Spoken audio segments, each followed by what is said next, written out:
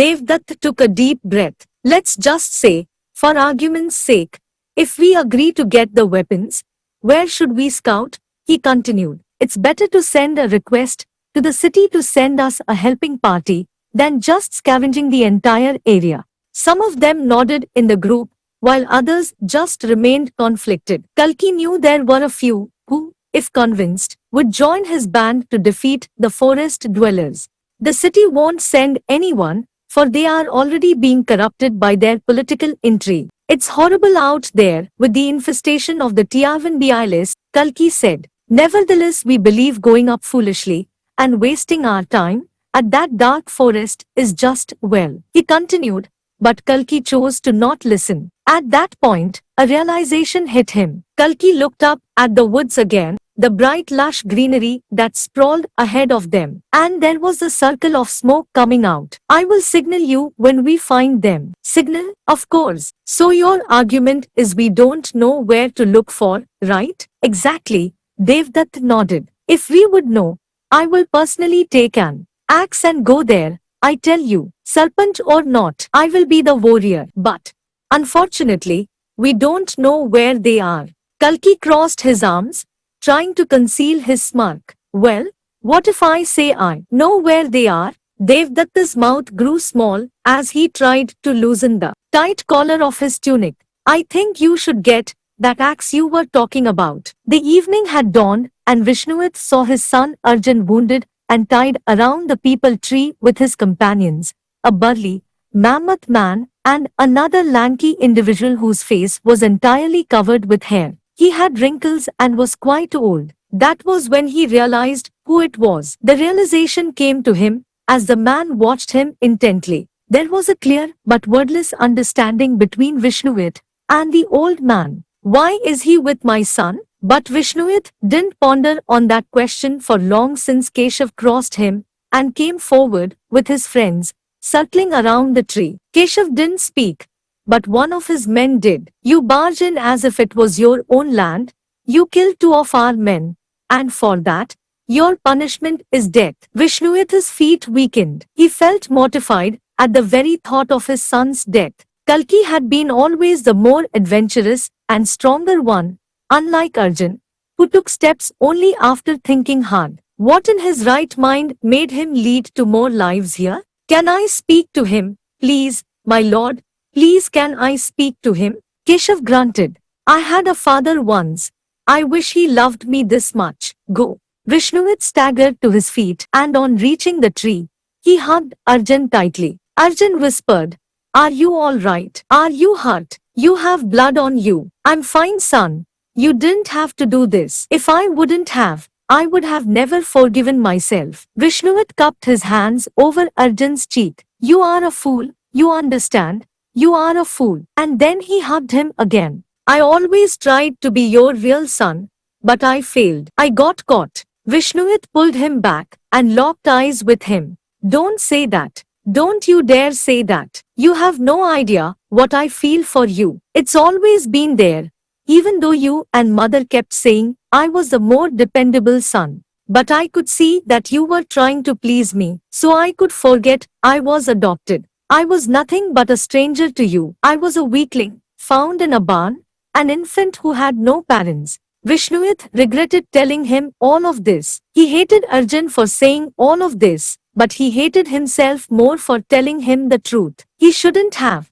He could have kept it inside, held it all together, but he had to spill it out, just for his damn penchant for honesty. Vishnu understood that it would have been far better to speak lies than to speak the truth. He saw his broken son. His arm was bleeding, but he was hesitating. He was disappointed. And that was when Vishnu said to Arjun, You are more a son to me than any father could ever have wished for. Keshav's men grabbed him at that moment and pulled him behind. Vishnu turned to Keshav, his hands and legs feeling out of place, almost on the verge of collapse, as if they had lost their bearing. He grabbed Keshav's feet tightly and began to beg, his eyes streaming with tears. Keshav looked at Vishnu for a while, with a sense of confusion in his eyes. Vishnu searched for some sign of forgiveness, but none was seen. Leave me. He kicked Vishnu in the face, as he rolled over on the other side. I granted your wish. Now see your son suffer.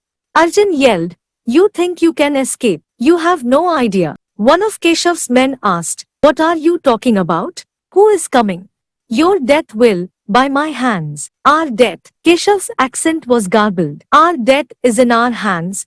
He spread out his palms. I don't believe it. Keshav narrowed his eyes. He pulled out a dagger and went close to Arjun. Arjun just stood there with bloodshot eyes, watching Keshav. Vishnu prayed, Please don't say anything. You have no idea what he is capable of. Believe this. Keshav used his dagger and began to slowly carve a scar. Arjun's skin tore, his mouth contorted into a silent shriek of pain as the blade slowly tore through his face. Just below his eyes, crossing his nose to his other cheek, his face drenched in his own blood.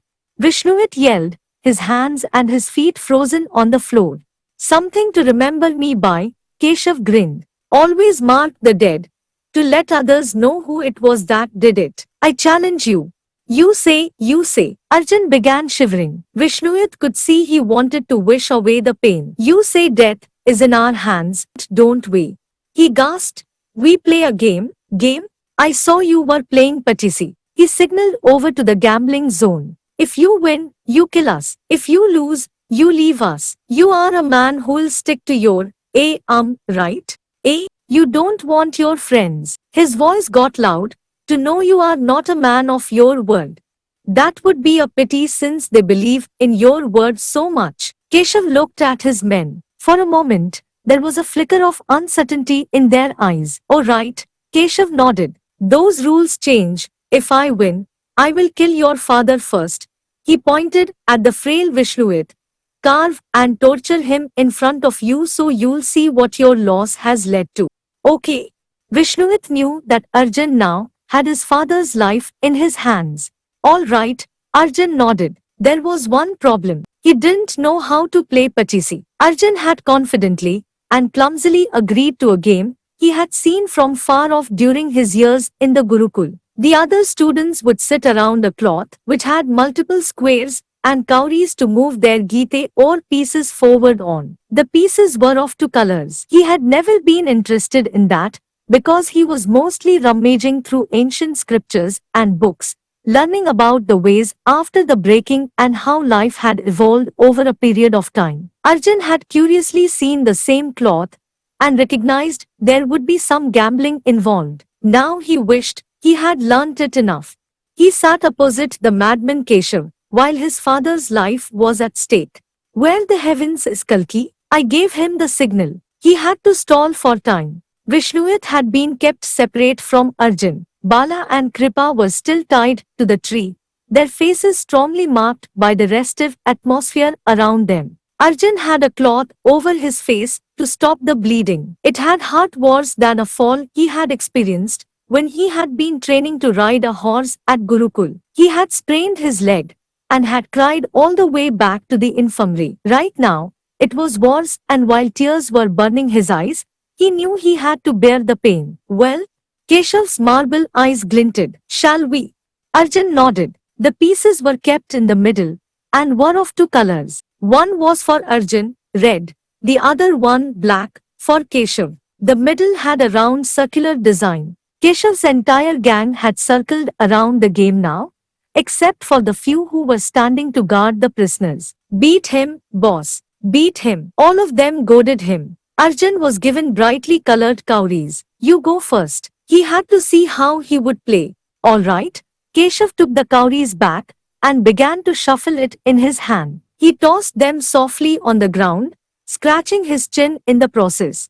There were two cowries that faced up, while the others were down. 2 steps. He took a piece and put it in front. It depends on what is up and what is down. Arjun began to shake it in his hands. He tossed it then. There were 5 cowries that faced up. Everyone gasped in shock. More than mine, Keshav chuckled. Triumphantly, Arjun forwarded the pieces. He had a hint of a smile, the little he could give with the amount of pain he was suffering from. And thus the game continued. Arjun made sure that with each toss, he would rig the cowries by turning them inside his palm with his little finger, so that when he gently threw it, they would fall favorably. For a while, Keshav didn't notice anything amiss until Arjun realized that Keshav had tossed a jackpot. No cowries were turned up. Everyone clapped, almost to the point of annoyance. Arjun didn't know this part of the game, but then Keshav used his pieces and brought them forward by 25 squares. Arjun realized that with his cowries,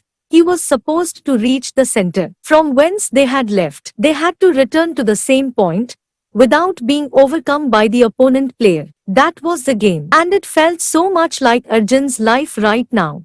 Keshav was clearly winning. Arjun dropped 3 ups and he came forward with one of his pieces in the same square as that of Keshav's square. Keshav groaned, taking off his piece and putting it back in the circle. For a while Arjun was glad. The game continued for an hour, where with each of Arjun's moves, the result was continuously being thrown off kilter. Keshav's men kept abusing him, and Arjun just shuffled and tossed while Keshav was able to bring the earlier piece from the center back to the forefront, with all of his other pieces inside the circle except for one. Arjun had 2 pieces left, but he was almost 20 paces behind, while Keshav was just 3. His heartbeat was pounding against his chest. He felt overwhelmed and shocked with what he had gambled. He was a fool. No. And that was when he heard it. It was a loud, screeching sound of a cough. He saw Kripa coughing continuously.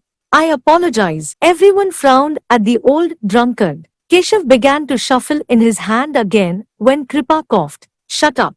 Keshav yelled. I am trying to concentrate, he said with irritation. And that is when it hit Arjun. He looked back with his one eye while the other was folded by a cloth tightly woven around his head. He saw Kripa and realized he wasn't such an old drunkard after all. He knew the game. When you shuffle, that is when you try to distract. That is why whenever Arjun tried to shuffle, Keshav's men began to chant, talk and trouble him verbally so he wouldn't be able to concentrate on the cowries and throw them the right way. Arjun gave a slight, acknowledging nod at Kripa. Keshav was shuffling hard, his eyes maniacally watching the game, as he was planning to throw and win the game of Pachisi. And just as he was about to toss, Arjun sneezed. It was a matter of a split second, but it made all the difference. The result came with 2 cowries while the rest were down. Duga, Arjun grinned, as Keshav angrily put his pieces 2 steps forward. Arjun was given the cowries. He had to pull out 25 paces forward, which meant all the cowries needed to be up. He prayed to Lord Vishnu as he began to loosen his grip and toss the cowries. What is that, boss? One of the mlechas spoke up. Above the little view of the skyline the canopies offered, there was visible smoke, engulfing the blue skies. Fire? Smoke? The other was horrified. It's a trap. Keshav glanced at Arjun. Arjun felt a terrible void in his heart, mingled with extreme fear. His body had just turned cold, his toes curling, his skin growing white. Where in the heavens are you, Kalki? Kill, said Keshav.